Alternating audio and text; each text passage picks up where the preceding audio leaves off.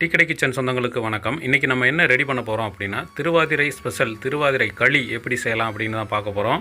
நீங்கள் உங்கள் வீட்டில் ரொம்ப சிம்பிளாக ஒரு பிரசாதம் செய்யணும்னு நினச்சிங்கன்னா கண்டிப்பாக இந்த மாதிரி ட்ரை பண்ணி பாருங்கள். ரொம்ப ஈஸியாகவும் கொஞ்ச நேரத்துலேயே முடிஞ்சிடும் உங்களுக்கு. இப்போ இந்த திருவாதிரை களி பண்ணுறதுக்கு முதலாவதாக அடுப்பில் ஒரு கடாயை வச்சுட்டு இதில் மெஷர்மெண்ட் கப்பில் ஒரு கப் அளவுக்கு பச்சரிசி எடுத்துருக்கோம். இதோட வெயிட் பார்த்திங்கன்னா ஒரு 250 கிராமுக்கு உள்ளே தான் இருக்கும். இந்த பச்சரிசி பார்த்திங்கன்னா நார்மலாக நம்ம பொங்கல் வைக்கிறதுக்காக பயன்படுத்துவோம். பார்த்திங்களா, அந்த பச்சரிசியை வாங்கிக்கோங்க. நீங்கள் கடையில் வாங்கினது இல்லைனா ரேஷனில் வாங்கினது எந்த பச்சரிசினாலும் பயன்படுத்திக்கலாம். மாவு பச்சரிசி மட்டும் வேண்டாம். இப்போது மிதமான சூட்டில் இந்த பச்சரிசியை நல்லா பொரிய விட்டு எடுத்துக்கலாம். மெதுவாக அப்படியே கலந்து விட்டுக்கிட்டே இருப்போம். இப்போ கடாயில் அரிசியை சேர்த்து இப்போ 5 நிமிஷம் ஆயிடுச்சு. இது இப்போ தான் கொஞ்சம் வெள்ளையாகி வந்திருக்கு. இது இன்னும் கொஞ்சம் நல்லா பொரிஞ்சு வரணும். இப்போ பார்த்திங்கன்னா கிட்டத்தட்ட ஒரு 8 நிமிஷம் ஆயிடுச்சு. அரிசி பார்த்திங்கன்னா நல்லா பொரிஞ்சு லேசான ஒரு சிவந்து வர்ற மாதிரி வந்திருக்குது. இந்த பக்குவத்தில் நம்ம இந்த அரிசியை இறக்கிடலாம். அரிசி சிவந்து வர்ற இந்த நேரத்தை மட்டும் கவனமாக பார்த்துக்கணும், இல்லைனா ரொம்ப கருகி போகிற மாதிரி ஆயிரும். இந்த இடத்துல இந்த அரிசியை எடுத்து அப்படியே ஒரு பெரிய தட்டில் தட்டி நல்லா ஆற வச்சுக்குவோம்.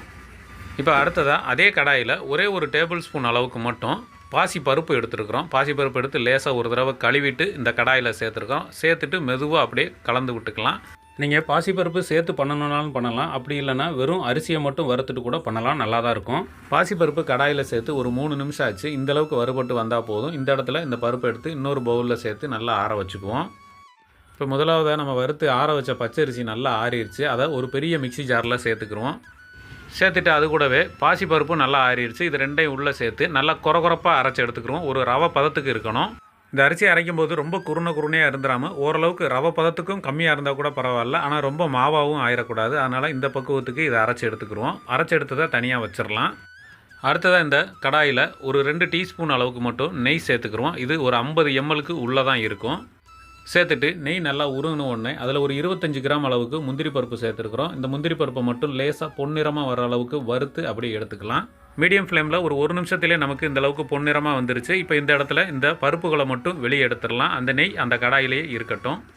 இப்போ அடுத்தது அந்த நெய்யில் தண்ணி சேர்க்க போகிறோம். பச்சை தண்ணி தான். இந்த தண்ணியோட அளவு பார்த்திங்கன்னா நம்ம ஒரு கப்புக்கு அரிசி எடுத்துருக்குறோம். அதில் 5 மடங்கு தண்ணி வைக்கணும். கிட்டத்தட்ட 1.25 லிட்டர் அளவுக்கு தண்ணி வச்சுருக்குறோம். தண்ணி சேர்த்து இதை அப்படியே நல்லா கொதிக்க விட்டுடலாம். தண்ணி சூடாகிற நேரத்திலேயே இதுக்கு தேவையான இனிப்பையும் நம்ம சேர்த்து விட்ருவோம். இனிப்போட அளவு பார்த்திங்கன்னா ஒரு கப் அரிசிக்கு 1.5 கப் அளவுக்கு வெல்லம்.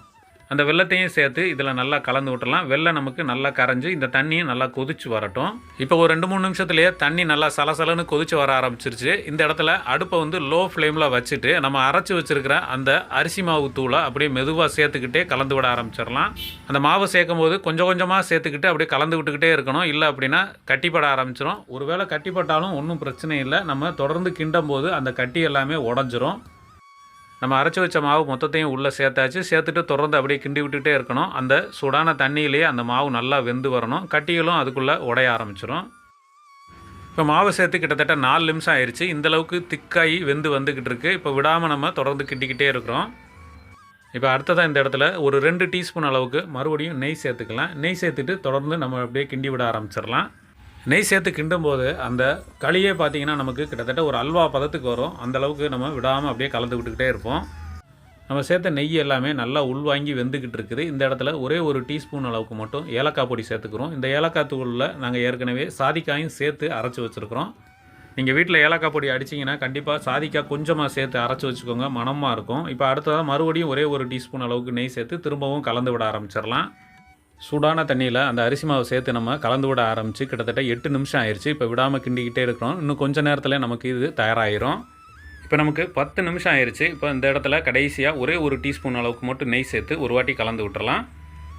இந்த இடத்துல நம்ம ஏற்கனவே பொரிச்சு வச்சுருக்கிற முந்திரி பருப்பையும் சேர்த்து ஒரு வாட்டி நல்லா கலந்து விட்டுறலாம். இப்போ நமக்கு கரெக்டான ஒரு பக்குவத்துக்கு ஒரு அல்வா பதத்துக்கு இந்த திருவாதிரை களி ரெடி ஆயிடுச்சு. இந்த இடத்துல நம்ம இதை ஸ்டவ் ஆஃப் பண்ணிடலாம். நீங்களும் உங்கள் வீட்டில் இதே மாதிரி ஒரு திருவாதிரை களி செஞ்சு சாப்பிட்டு பார்த்துட்டு எப்படி வந்தது அப்படிங்கிறத மறக்காமல் கமெண்ட்டில் சொல்லுங்கள். அடுத்த வீடியோவில் சந்திக்கலாம். நன்றி, வணக்கம்.